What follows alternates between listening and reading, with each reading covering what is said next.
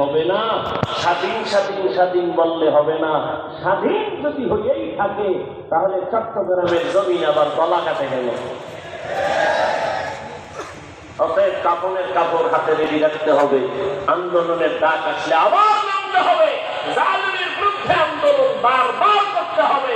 কোন বেঈমান নাস্তিক আজ আমরা যদি আল্লাহর মহব্বত দিয়ে ময়দানে অবতীর্ণ হতে পারতাম, এক আওয়াজে নাস্তিকরা কথা বলার আগে দেশের হুজুরদের অনুমতি নিতে হতো।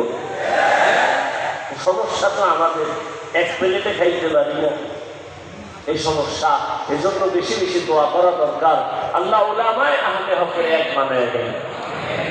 আমরা এখনে আলিয়াও লাগবে না, আর কেউরে দরকার নাই, শুধু কওমি উলামায়ে কেরাম ছাত্র তোলাবারা মাঠে নামলে এক বেঈমানও কথা বলার সাহস পাবে না ইনশাআল্লাহ। কিসের ইসকন মিসকন? উলামায়ে কেরামের কথা ছাড়া কোনো কথা এদেশে কেউ মানবে না, মানতে দেয়া হবে না।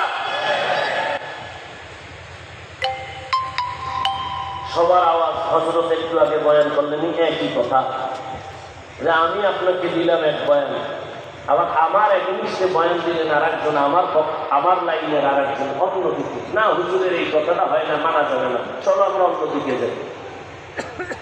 এই ডিভাইডেড দূরত্ব কমায়া সবাই এক মুহাব্বতের প্ল্যাটফর্মে আসলে ইনশাআল্লাহ এখনো এই জাতি নাস্তিক, বেঈমান, মুনাফিক এদেশে উলামায়ে আহলে হককে এখনো ভয় পায়।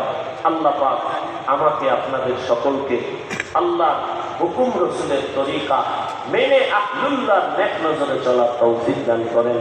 আদবওয়ালা দিনই জিন্দেগি আল্লাহ দান করেন। সুবহানাল্লাহি ওয়া বিহামদিহি, সুবহানাল্লাহি ওয়া বিহামদিহি।